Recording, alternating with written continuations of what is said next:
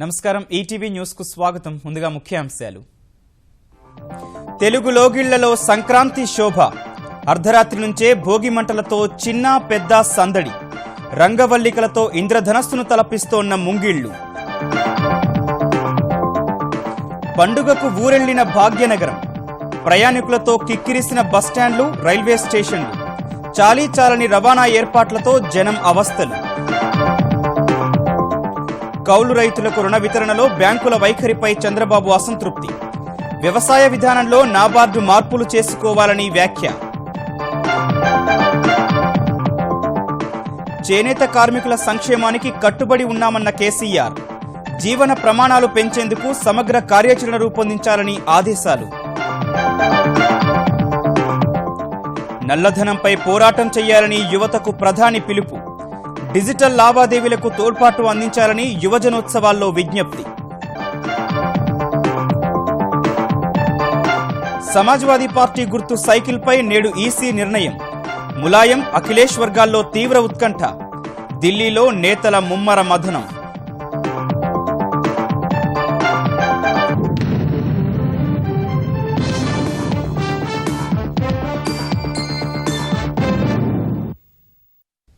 తెలుగు లోగిళ్లలో సంక్రాంతి శోభ వెల్లివిరుస్తోంది. మకర సంక్రమణ వేళ వచ్చే తొలి పండుగైన భోగిని ప్రజలు ఆనందోత్సాహాల మధ్య జరుపుకుంటున్నారు.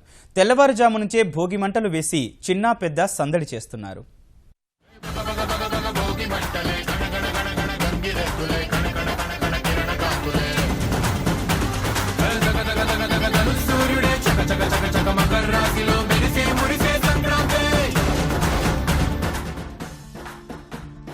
పిల్లా పెద్ద పేదాధనిక తేడా లేకుండా ఉత్సాహంగా జరుపుకునే అపురూపమైన తెలుగింటి పండుగ సంక్రాంతి తెలుగు లోగిళ్లలో కొత్త కాంతులు తెచ్చింది.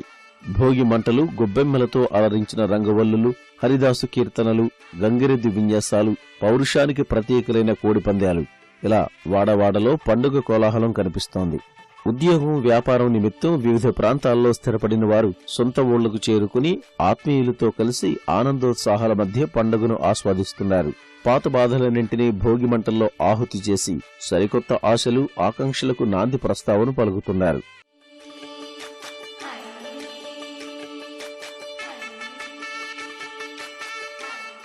ఆంధ్రప్రదేశ్లో మంత్రులు, ప్రజాప్రతినిధులు కూడా ప్రజలతో మమేకమై భోగి మంటలు వేశారు. విజయవాడ గొల్లపూడిలో మంత్రి దేవినేని ఉమా సహా పలువురు నేతలు భోగి మంటల వద్ద సందడి చేశారు.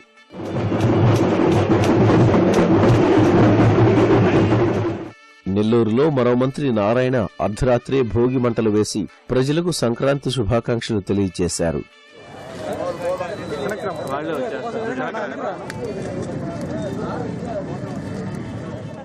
తిరుపతి శిల్పారామంలో భోగి మంటలతో సంక్రాంతి సంబరాలకు స్వాగతం పలికారు.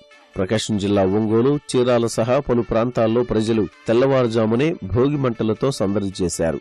రాజమహేంద్రవరంలోనూ దాదాపు అన్ని వీధులు భోగి మంటల వెలుగుల్లో మెరిశాయి. పశ్చిమ గోదావరి జిల్లా ఏలూరులోనూ భోగి మంటల సందడి కనిపించింది.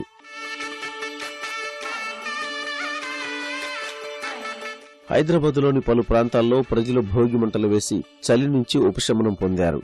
ఖమ్మం సహా తెలంగాణలోని పలు జిల్లాల్లోనూ ప్రజలు అర్ధరాత్రి నుంచే భోగి మంటలతో సంక్రాంతికి ఆహ్వానం పలికారు.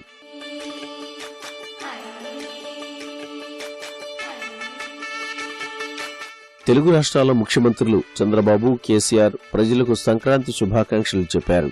రెండు రాష్ట్రాలు పాడి పంటలతో తొలతూగేలా దీవించాలని భగవంతుణ్ణి ప్రార్థిస్తున్నట్లు తెలిపారు. సంక్రాంతి వేళ వాడవాడలా నిర్వహిస్తున్న ప్రత్యేక కార్యక్రమాలు అలరిస్తున్నాయి. మహిళలు, యువతులు రంగవల్లుల పోటీల్లో ఉత్సాహంగా పాల్గొని సందడి చేశారు. వివిధ ప్రాంతాల్లో రాజకీయ నేతలు, ప్రజాప్రతినిధులు వేడుకల్లో పాల్గొని స్థానికులను ఉత్సాహపరుస్తున్నారు. కర్నూలులో సంక్రాంతి సంబరాలు అంబరాన్నంటాయి. ఆంధ్రప్రదేశ్ ప్రభుత్వం పోలీస్ పరేడ్ మైదానంలో నిర్వహించిన వేడుకలకు ఉప ముఖ్యమంత్రి కెఈ కృష్ణమూర్తి, రాజ్యసభ సభ్యుడు టీజీ వెంకటేష్ హాజరు కాగా సాంస్కృతిక కార్యక్రమాలు అలరించాయి. అనంతపురం జిల్లా రాయదుర్గంలో జరిగిన సంబరాల్లో ప్రభుత్వ చీఫ్ విప్ కాల్వ శ్రీనివాసులు పాల్గొన్నారు. ఒంగోలు డిఆర్ఆర్ఎం పాఠశాల మైదానంలో నిర్వహించిన వేడుకలకు మంత్రులు రావెల కిషోర్ బాబు, సిద్ధా రాఘవరావు హాజరై పోటీల్లో గెలుపొందిన విజేతల్ని సత్కరించారు. గుంటూరు జిల్లా తెనాలిలో జరిగిన సంబరాలకు ఎమ్మెల్యే ఆలపాటి రాజేంద్ర ప్రసాద్ హాజరవుగా విద్యార్థులు నిర్వహించిన సాంస్కృతిక కార్యక్రమాలు ప్రత్యేక ఆకర్షణగా నిలిచాయి. కృష్ణా జిల్లా బాపులపాడు మండలం వీరవల్లి ఉన్నత పాఠశాలలో మహిళలు రంగవల్లులు వేశారు. విజేతలకు స్థానిక తెదేపా నేతలు బహుమతులందించారు. ఘంటసాల గ్రామంలో కాలుష్యాన్ని నివారిద్దాం, పరిసరాలను శుభ్రం చేద్దాం అనే సందేశాలను ముగ్గుల రూపంలో వేశారు. రాజమహేంద్రవరంలో పంతం సత్యనారాయణ చారిటబుల్ ట్రస్ట్ ఆధ్వర్యంలో జరిగిన వేడుకల్లో రంగురంగుల ముగ్గులు వేసిన విద్యార్థినులు వాటిని గొబ్బెమ్మలతో అలంకరించారు. శ్రీకాకుళంలోని ఎన్టీఆర్ నగరపాలక సంస్థ మైదానంలో సాంస్కృతిక కార్యక్రమాలు అలరించాయి. కార్యక్రమంలో మంత్రి అచ్చెన్నాయుడు, ఎంపీ రామ్మోహన్ నాయుడు, కలెక్టర్ లక్ష్మీ నృసింహ సహా ఎమ్మెల్యేలు, ప్రజాప్రతినిధులు పాల్గొన్నారు. పోటీల్లో గెలుపొందిన వారికి బహుమతులు ప్రదానం చేశారు.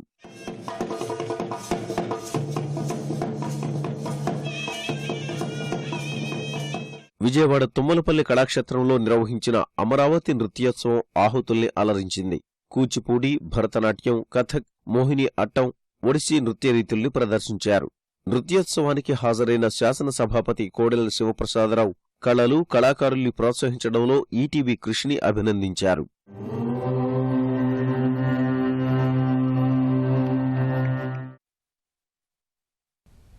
మరోవైపు సంక్రాంతి వేళ కోడి పందాలు నిర్వహించడానికి వీల్లేదని హైకోర్టు స్పష్టం చేసినప్పటికీ పశ్చిమ గోదావరి జిల్లాలో జూదానికి రంగం సిద్ధమైంది.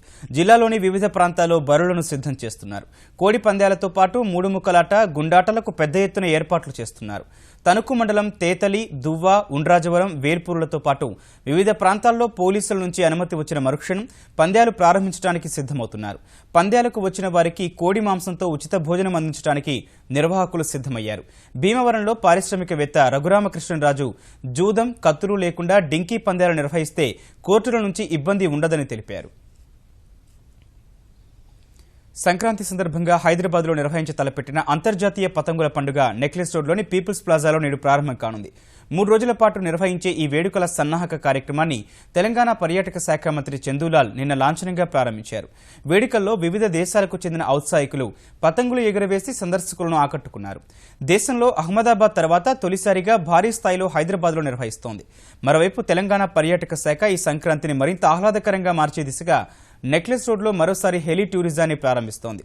నేటి నుంచి 5 రోజుల పాటు నగరాన్ని వీక్షించేందుకు ప్రత్యేక హెలికాప్టర్ను సిద్ధం చేసింది. ఉదయం 10:30 నుంచి సాయంత్రం 5 గంటల వరకు విహంగ వీక్షణం చేసే అవకాశాన్ని కల్పిస్తోంది.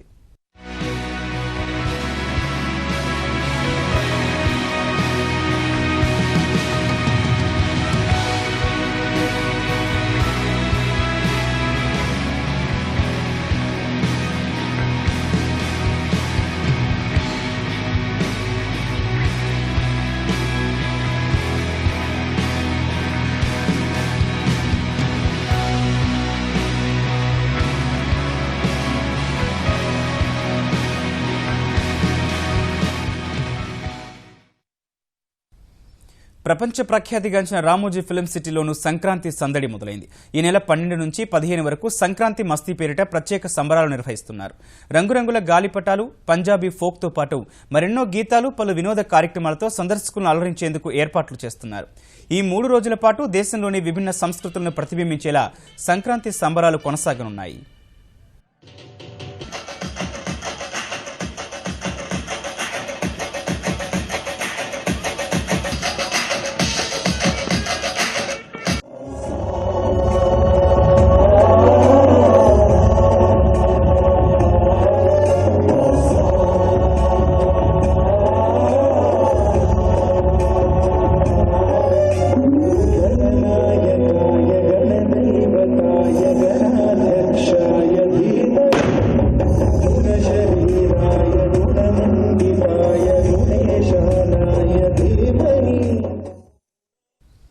పండుగకు సొంతూళ్లకు వెళ్తున్న ప్రయాణికులకు రాత్రి కూడా ఇబ్బందులు తప్పలేదు. ప్రయాణికులతో హైదరాబాద్లోని ఎంజీబీఎస్, జేబీఎస్, ఎల్బీనగర్ బస్టాండ్లు కిక్కిరిసిపోయాయి. తెలంగాణ ఏపీఎస్ఆర్టీసీ ప్రత్యేక బస్సులు ఏర్పాటు చేసినప్పటికీ సమయానికి బస్సులు రాక ప్రయాణికులు ఇబ్బందులు పడ్డారు. బస్సుల సమాచారం చెప్పేవాళ్లు లేరని అసహనం వ్యక్తం చేశారు. ప్రయాణ ప్రాంగణాల్లో కనీస వసతులు లేక చిన్నారులు, వృద్ధుల బాధలు వర్ణనాతీతంగా మారాయి. ఎముకలు కొరికే చలిలో గంటల తరబడి బస్సుల కోసం పడిగాపులు కాయాల్సిన పరిస్థితి తలెత్తింది. ట్రాఫిక్ ఆంక్షల కారణంగా బస్సులను దారి మళ్లించడంతో ప్రయాణికుల ఇబ్బందులు రెట్టింపయ్యాయి. మరోవైపు హైదరాబాద్ నుంచి ఆంధ్రప్రదేశ్కు వెళ్లే వాహనాలతో జాతీయ రహదారి రద్దీగా మారింది. కృష్ణా జిల్లా జగ్గయ్యపేట మండలం చిల్లకల్లు టోల్ ప్లాజా వద్ద రుసుములు చెల్లించే క్రమంలో గంటల కొద్దీ వాహనాలు బారుడు తీరాయి.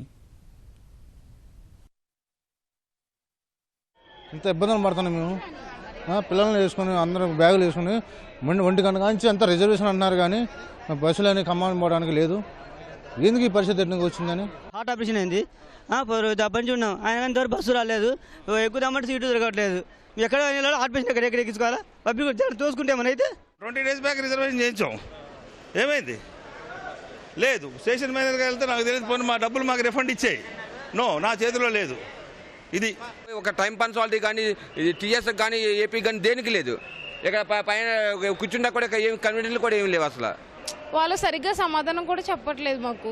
ఇప్పుడు వస్తున్నారు, సర్వీస్ డ్రైవర్ నెంబర్ అడుగుతుంటే నెంబరు ఏ ప్లాట్ఫామ్ మీదకి వచ్చిందో అక్కడికి వెళ్ళి ఎక్కడిని తప్ప మీరు ఇక్కడికే రాకండి, మీరు అనుకున్న చోటకి రాదు బస్సు అంటున్నారు అంతే. వ్యవసాయ రంగంలో రుణ వితరణను అమలు చేయాలని ముఖ్యమంత్రి చంద్రబాబు బ్యాంకర్లకు సూచించారు. విజయవాడలో నిర్వహించిన నాబార్డు సదస్సులో పాల్గొన్న ఆయన వర్షాభావ పరిస్థితులు ఉన్నప్పటికీ ఉత్తమ నిర్వహణ విధానాలు అవలంబించడం వల్ల 2 అంకెల వృద్ధి సాధించామని గుర్తు చేశారు. రాయలసీమ ప్రాంతంలో రెయిన్ గన్స్, స్ప్రింక్లర్లను ఉపయోగించి ఉద్యానవన పంటలను కాపాడగలిగామన్నారు. నియమాల ఆధారంగా కాకుండా ఫలితాల కోసం పనిచేయాలని బ్యాంకర్లకు సూచించారు.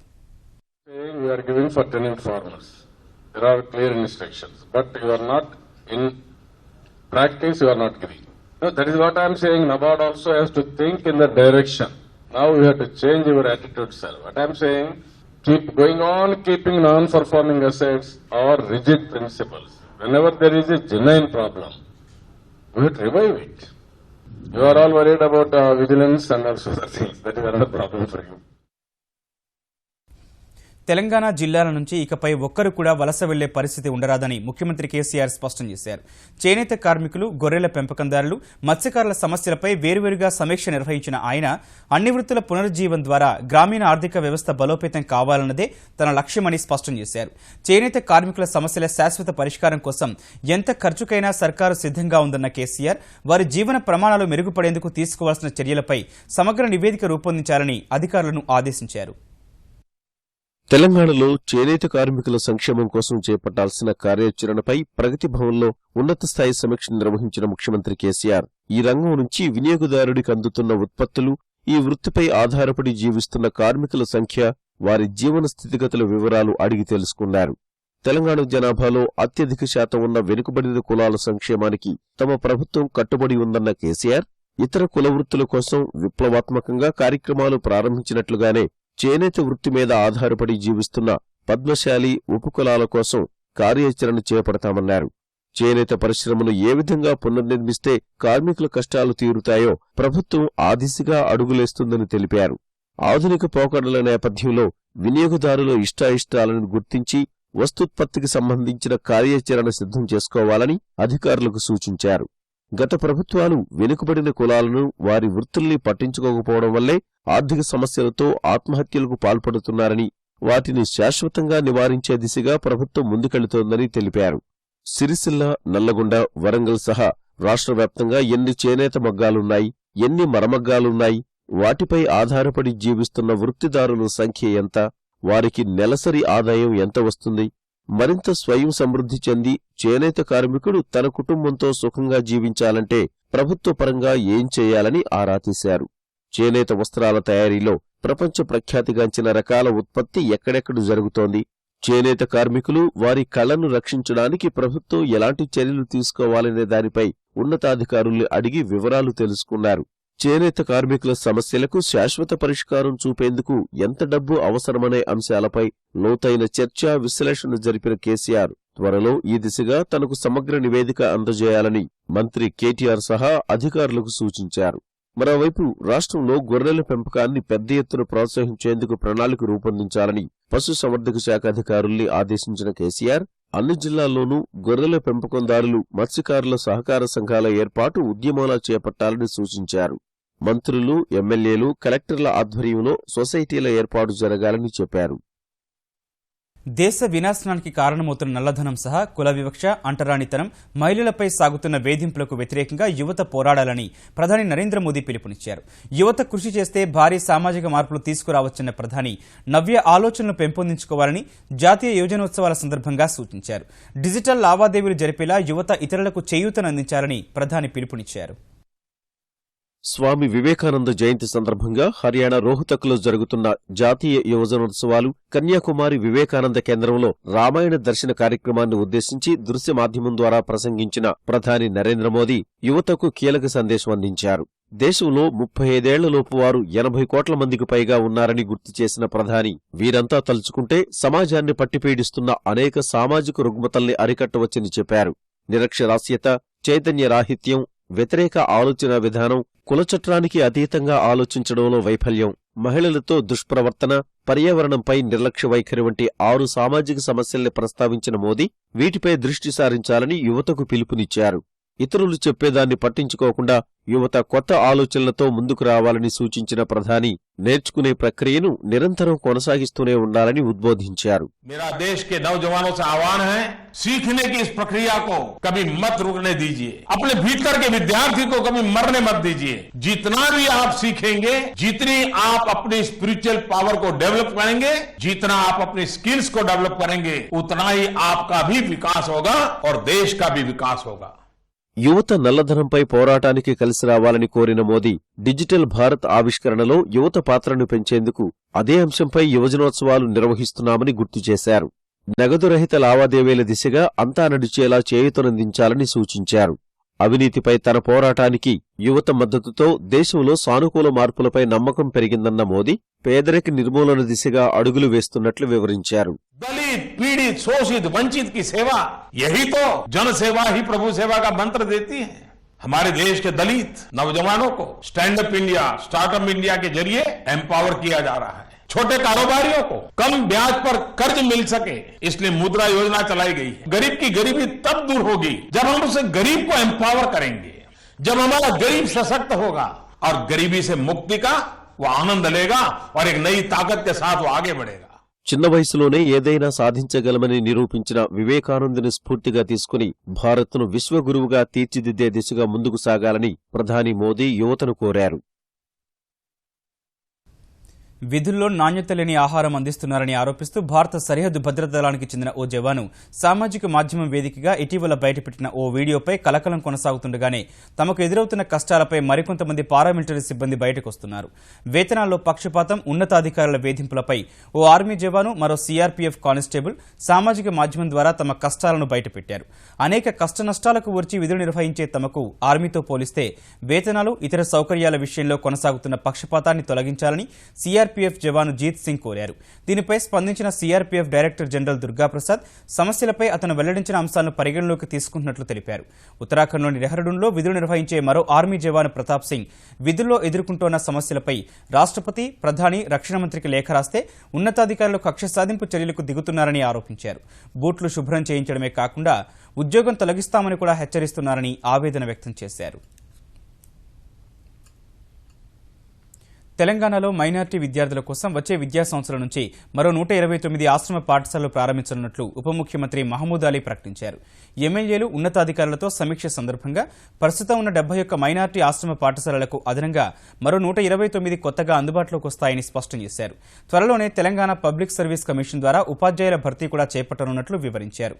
25 నుంచి 30,000 ముస్లిం జనాభా ఉన్న నియోజకవర్గాల్లో 2, 30 నుంచి 50,000 జనాభా ఉన్న చోట్ల 4, 50,000 నుంచి 1,00,000 జనాభా ఉన్న నియోజకవర్గాల్లో 6 వరకు మైనార్టీ ఆశ్రమ పాఠశాలలు వస్తాయని తెలిపారు.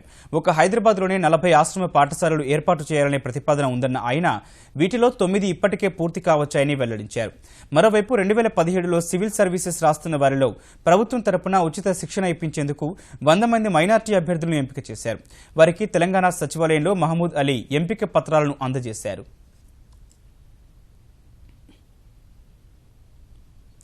దేశ ప్రజాస్వామ్యం సామాన్యుల చేతిలో తప్ప మేధావులు, రాజకీయ విశ్లేషకుల చేతుల్లో లేదని తెలంగాణ ఉప ముఖ్యమంత్రి కడియం శ్రీహరి అన్నారు. తెలంగాణ ప్రవాస భారతీయుల సంఘం తెనా ఆధ్వర్యంలో జరిగిన పునరుజ్జీవన గౌరవ పురస్కారాల ప్రదానోత్సవంలో పాల్గొన్న కడియం ఉద్యమాలను, ప్రభుత్వ నిర్వహణను కలిపి చూడటం సరికాదని పేర్కొన్నారు. ఈ కార్యక్రమానికి భాజపా తెలంగాణ అధ్యక్షుడు లక్ష్మణ్, ఐకాసా అధ్యక్షుడు కోదండరాం కూడా హాజరు కాగా ప్రభుత్వ నిర్వహణ సరిగా లేకుంటే ప్రజలే తగిన తీర్పిస్తారన్న కడియం మేధావుల తీరుపై పరోక్షంగా విమర్శలు గుప్పించారు. ఉద్యమం నడపడం వేరు, ప్రభుత్వాన్ని నడపడం వేరు. ఆ రెండుని మనం డిఫరెన్షియేట్ చేయగలగాలి. ఆ రెండు కలిపి చూడడం కరెక్ట్ కాదు. కాబట్టి ఆ రెండింటిని డిఫరెన్షియేట్ చేసి మనకున్న పరిమితులకు లోబడి, రాజ్యాంగానికి లోబడి, చట్టాలకు లోబడి కొన్ని పనులు చేయవలసి వస్తుంటది. అల్టిమేట్ గా ప్రజలే నిర్ణేతలు కాబట్టి ప్రజాస్వామ్యంలో మనం అనుకుంటాం మన భారతదేశ ప్రజాస్వామ్యం ఏమవుతుందో అని చాలా మంది గొప్ప గొప్ప మేధావులు, పండితులు, రాజకీయ విశ్లేషకులు మాట్లాడుకుంటా అంటారు అప్పుడప్పుడు. నాకు మట్టుకు ఒక విశ్వాసం ఉన్నది, భారతదేశ ప్రజాస్వామ్యము సామాన్యుల చేతిలోనే పదిలంగా ఉంది, మేధావుల చేతుల్లో పదిలంగా లేదు. నవ్యాంధ్ర రాజధాని అమరావతిలో ఎన్టీఆర్ మ్యూజియం ఏర్పాటుకు నారా లోకేష్, బ్రాహ్మణి దంపతులు ముందుకొచ్చారు.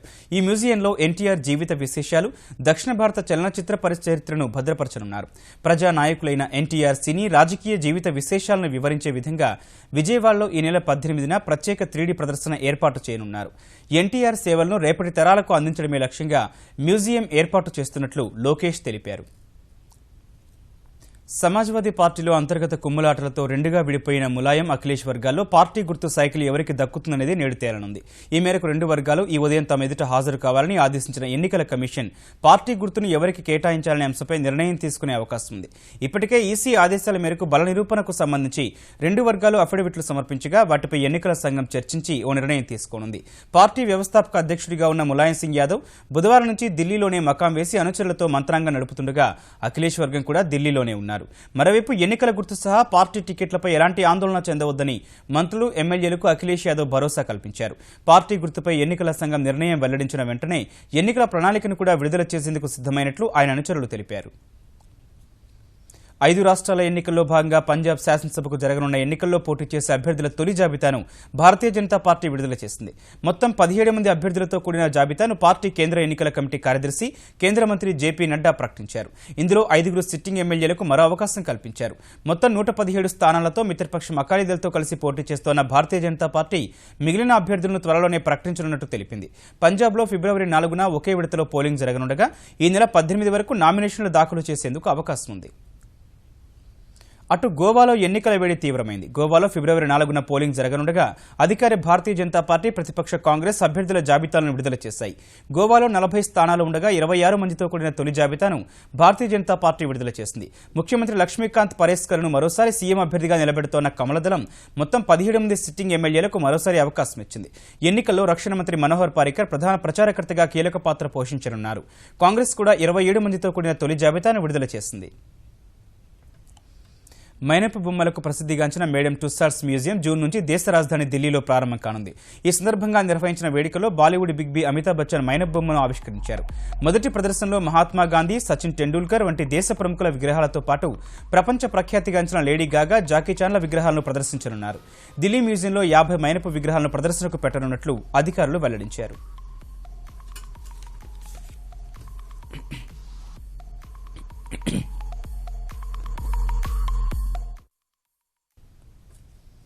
ఈటీవీ న్యూస్ సమాప్తం. నమస్కారం.